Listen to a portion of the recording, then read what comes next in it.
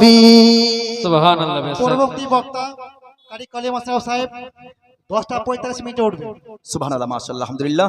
আমাদের জোরে বলুন, কারি সাহেব মাওলানা সাবির সাহেব, জোরে বলুন সুবহানাল্লাহ, সাহেবকে নিয়ে আরো স্টেজে জোরে চলে সুবহানাল্লাহ। আসুন। তাহলে দেখা গেল জঙ্গলের পশু সেখানে এসে হাজির হয়ে গেল। ওই জঙ্গলের পশু এবার তখন দেখা যায় সিংহ বাচ্চাকে এনে হাজির করে দিলেন। নবী পাক তখন কড়ক আওয়াজে জিজ্ঞেস করলেন, ও সিংহ বলো, আমার মা হালিমার বাচ্চাকে কেন নিয়ে গেছিলা বলো। বাঘ এবার বলতে শুরু করলো, সিংহ এবার বলতে শুরু করে দিল। হালিমাও দেখে নজর ফাটিয়ে দেখে কিন্তু কথা বুঝতে পারে না। হযরতে মা হালিমার ছোট ছোট বাচ্চাগুলো দেখে কিন্তু কথা বলতে পারে না বাবা। সেই জায়গায় নবী পাক সাল্লাল্লাহু আলাইহি ওয়াসাল্লাম যে কথা বলছেন বাঘের সঙ্গে, তখন রাসূল পাককে জিজ্ঞেস করলেন, মা হালিমা বেটা মুহাম্মদ, এই শের কি বলছে বলো, একবার আমাদেরকে বলো এই জঙ্গলের পশু কি বলছে তোমার সঙ্গে। রাসূল পাক সাকিবুল্লাহ সাল্লাল্লাহু তাআলা আলাইহি ওয়াসাল্লাম বলেন, আম্মি জান, এই জঙ্গলের পশু আমাকে বলেন কেন ছাগলটা উঠিয়ে নিয়ে গেছিল। বলেন কেন বলেছিল বলো, কেন উঠিয়ে নিয়ে গেল বলো। রাসূল পাককে তখন বলছেন জঙ্গলের পশু তখন বলছেন, মা এটাই বলছেন, ইয়া রাসূলুল্লাহ ইয়া হাবিবাল্লাহ গো, ইয়া রাসূলুল্লাহ ইয়া হাবিবাল্লাহ গো। মুহাম্মদ বলে ডাকে না বাবা, ইয়া রাসূলুল্লাহ বলে ডাকেন, ইয়া নবী আল্লাহ বলে ডাকেন। কারণ এই জন্য মুহাম্মদ বলে আমার আল্লাহ কোরআনে ডাকেননি। যখনই আমার নবীকে ডেকেছেন ইয়া রাসূলুল্লাহ বলে ডেকেছেন, ইয়া নবী আল্লাহ বলে ডেকেছেন। কখনো বলেছেন ইয়াসিন, কখনো বলেছেন ওয়ামা আরসালনাকা ইল্লা রাহমাতাল লিল আলামিন, কখনো বলেছেন ইয়া আইয়ুহাল মুজাম্মিল, কখনো বলেছেন ইয়া আইয়ুহাল মুদ্দাসির। অতএব দেখা যায় আমার নবীকে নাম ধরে কোথাও কোরআনে ডাকা হয়নি। আমার নবীকে যখনই ডেকেছেন আলকাবা ধরে ডেকেছেন। এই জন্য জঙ্গলের পশুরাও নবীর আদবের সহিত নবীকে ডাকছেন ইয়া রাসূলুল্লাহ ইয়া হাবিবাল্লাহ গো। আপনি যেহেতু আসেননি, আপনাকে আমরা বারবার দেখি, আপনি যতদিন ধরে এই জায়গায় আসেন আপনাকে আমরা উকি মেরে মেরে দেখি, কিন্তু দেখা যায় 3 দিন পর পর লাগাতার আপনাকে আমরা দেখতে পেলাম না। না পাওয়ার কারণে আমরা সবাই মিলে বসে একটা মিটিং করলাম। মিটিং এর মধ্যে রায় হলো আমরা যদি নবীর চেহারা দেখতে চাই তাহলে আমাদেরকে মা হালিমার ছাগলের ছানাকে উঠাতে হবে। ইয়া রাসূলুল্লাহ, শুধুমাত্র আপনার চেহারা মোবারক দেখার জন্য আপনার মা হালিমার ছাগলগুলোকে উঠিয়েছি। সুবহানাল্লাহ। জোরে বলুন সুবহানাল্লাহ, আরো জোরে সুবহানাল্লাহ। আব্বা যারা আমার নবী পাকের সঙ্গে মহব্বত করতে হবে। টাইম তো শেষ হয়ে গেল, মাত্র 2 মিনিট। এবার যেহেতু আমাদের গত হলো রমজান মাস, কোন মাস বলো বাবা? রমজান মাস। এই রমজান মাসের মধ্যে একটা যুদ্ধ হয়েছিল ইসলামের সবথেকে বিরাট বড় যুদ্ধ। সেই যুদ্ধের নাম কি জানেন আপনারা? কারো জানা আছে বাবা?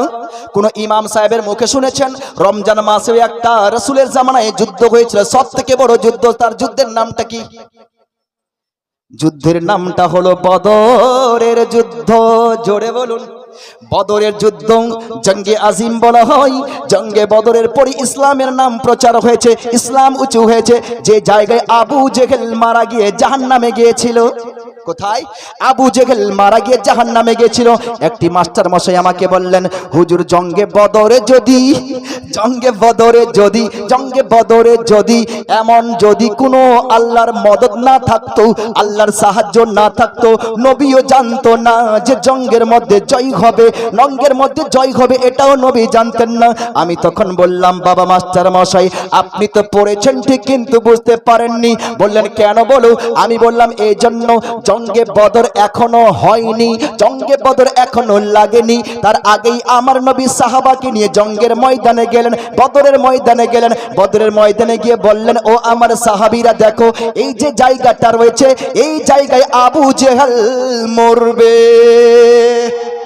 তাহলে কেমন? সুবহানাল্লাহ। এই জায়গায় আবু জেহেল মরবে, এই জায়গায় অমুকজন মরবে, এই জায়গায় অমুকজন মরবে। যখনই বললেন বাবা আর একটা কথা শুনুন, এই যে অমুক জায়গায় মরবে এই কথাটা প্রচার হয়ে গিয়েছিল, আবু জেহেল এই জঙ্গে মরবে আর অমুক জায়গায় মরবে। যখনই প্রচার হয়েছিল এই কথাটা কানে গিয়েছিল কার? আবু জেহেলের কানে গিয়েছিল। কার কানে গিয়েছিল? আবু জেহেলের কানে গিয়েছিল। যখন আবু জেহেলের মৃত্যু হয়, যখন আবু জেহেলের মৃত্যু হয়, কেমন করে মৃত্যু হয়েছিল এটা বিরাট বড় লম্বা ঘটনা রয়েছে বাবা, ওটা আমি বলতে চাচ্ছি না, শুধুমাত্র এতটাই বলবো কেমন ভাবে আবু জেহেলের মৃত্যু হয়েছিল। আবু জেহেল যে জায়গায় মৃত্যু, তার যে জানখানা ছটফট করিতেছে, আবু জেহেল এটা দেখছেন না যে আমি মরছি। আবু জেহেল নিজের সিপাহী গুলোকে বলে ওই জায়গায় মরছি কি মরছি না, যে জায়গায় নবী দেখিয়ে দিয়েছে, সুবহানাল্লাহ। যে জায়গায় চিন ফাড়া আছে, চিন আঁকা আছে, এই জায়গায় আবু জেহেল মরবে। এবার দেখা যায় ওই জায়গাতেই ছটফট করিতেছে। আবু জেহেল বলল তাড়াতাড়ি করে আমাকে এখান থেকে সরাও, যে নবীর কথা যেন না থাকে, যেন মিথ্যা প্রমাণ হয়ে যায়, মিথ্যা হয়ে যায় যে নবী বলেছিল কিন্তু সেটা হলো না। আবু জেহেল ওই জায়গায় মরল না, আবু জেহেল দূরে মরল, আবু জেহেল ওই জায়গায় মরল না, আবু জেহেল দূরে মরল। আবু জেহেল এইদিকে বলতে লাগলো আমাকে সরাও, ওইদিকে আল্লাহ তাবারক ওয়া তাআলা মালিকুল মউত কে বলো, মালিকুল মউত তাড়াতাড়ি যাও, যে জায়গায় আমার নবী দেখিয়ে দিয়েছেন ওই জায়গায় যেন আবু জেহেলের মৃত্যু হয়। সুবহানাল্লাহ। জোরে বলুন সুবহানাল্লাহ।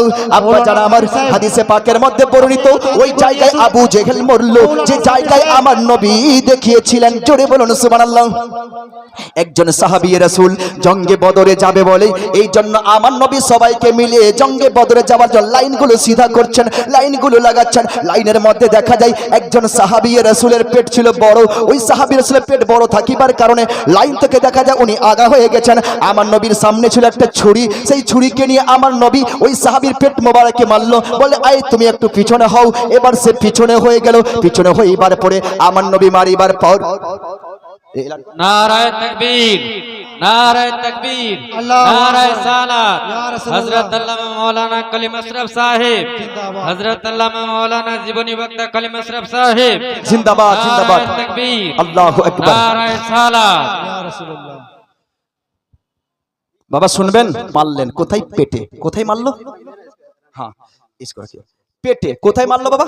পেটে। এবার যখনই পেটে মেরেছে, এবার তখন সাহাবা পিছনে হয়ে গেল। কি হয়ে গেল? সাহাবা পিছনে হয়ে গেল। এই সাহাবা পিছনে হইবার পর বলতে লাগলো ইয়া রাসূলুল্লাহ, ইয়া হাবিবাল্লাহ, আপনি আমাকে মেরেছেন, এর বদলা চাই।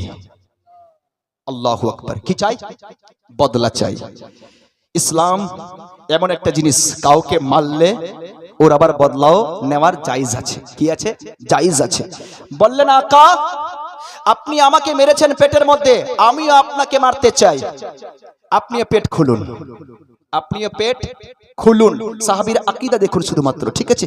এবার সমস্ত সাহাবা, সেখানে আবু বকর ছিলেন, সেখানে ওমরে ফারুক, হযরত আবু বকর সিদ্দিক, সবাই কি বলছো তুমি, এটা কি বলছো তুমি, চুপ করো, চুপ করো। বলছেন না, আমি বদলা চাই। কি চাই? বদলা চাই। যখনই বললেন বদলা চাই, আকাই দো জাহা সরকারে কায়নাত সাল্লাল্লাহু আলাইহি ওয়াসাল্লাম তখন নিজের শরীর থেকে কাপড় উঠালেন। কাপড় উঠাবার পরে এবার সাহাবার সামনে গিয়ে হাজির, বলছে এসো আমাকে মারার বলে এই ছুরি নাও। আমার আকা তখন সেই ছুরি দিয়ে দিলেন। দুইবার পরে বলছে আমাকে মারো। এবার যখনই সাহাবার হাতে ছুরি গেছে, সাহাবা একরাম তখন কি করলেন জানেন? সেই সাহাবা একরাম ছুরির কাছে, ছুরি নিয়ে আমার নবীর কাছে এসেছে, আসিবার পরে ছুরি ফেলে দিলেন, আমার নবীর ওই পেট মোবারকে চুমু দিয়ে দিলেন। জোরে বলো সুবহানাল্লাহ।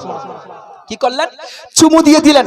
শুধু চুমু নয়, বরং সেই সাহাবা একরাম এমন হলো যখনই চুমু দিলেন, চুমু দেওয়ার পরে আকাই দো জাহা সরকারে কায়নাত সাল্লাল্লাহু তাআলা আলাইহি সাল্লামের পেট মোবারকের সঙ্গে নিজের পেট মোবারককে লাগিয়ে জড়িয়ে ধরলো। জড়িয়ে যখনই ধরেছে, ধরিবার বলেছে আকা আকা আপনাকে বলেছিলাম মারবো, আকা আমি মাফ করে দিলাম, আকা আপনাকে মাফ করে দিলাম, আপনাকে আমি মারবো না। এবার বললেন তো তাহলে কেন তুমি এরকম করলা, কারণটা কি? কেন তুমি নবীর এই শরীরের মধ্যে এরকম কেন করলা, কেন খুলতে বললা, কারণ কি? তখন সাহাবা উত্তর দেয়, এই সাহাবীরা জানো এখনো হবে জঙ্গে বদর, সকালবেলা আমার মৌত হবে কি জিন্দা থাকবো কি মরবো আমি জানি না। আমি যাব এখন জঙ্গে যাব, জঙ্গে যাওয়ার পর আমার লাশ কোথায় পড়ে থাকবে কেউ জানে না, কিন্তু আমি শুনেছি, আমি জানি আমার শরীর মোবারক যদি রাসূলের শরীরের সঙ্গে লেগে যায়, কোন জাহান্নামের আগুন আমাকে ছুঁইতে পারবে না। জোরে বলো নারে তাকবীর, নারে তাকবীর, নারে রিসালাত, ইয়া রাসূলুল্লাহ। মাসলাকে আলা হযরত ইসলাম। সাহাবীদের আকীদা, সাহাবী শুধু এর জন্য নিজের সঙ্গে মাস করলেন যেন আমি এই শহীদের পরে, ইন্তেকালের পরে আমার যেন কবরের আযাব না আসে, আর কবরের আযাব আসলেও আমাকে যেন ছুঁইতে না পারে, কারণ আমার শরীর নবীর শরীরের সঙ্গে মিলিত হয়ে গেছে। জোরে বলুন সুবহানাল্লাহ। যেটা আপনাকে প্রথমে বললাম, নবী যদি কারো ঘরের সঙ্গে মাস করে দেয়, নিজের পিঠ মোবারককে লাগিয়ে দেয়, ঘরওয়ালি যখন জান্নাতি হয়ে যায়, তো নবীর শরীরের সঙ্গে যার পিঠ বা পেট লেগে যাবে তাকে কখনো আগুন ছুঁইতে পারবে? এটাই হলো আকীদা সাহাবায়ে কেরামদের। জোরে বলুন সুবহানাল্লাহ। এই জন্য এই আকীদা যেন আমাদের থাকে। আমাদের আকীদা হলো নবীর মহব্বতই হলো সবকিছু কুল। জোরে বলুন সুবহানাল্লাহ। এই জন্য শায়ের ইসলাম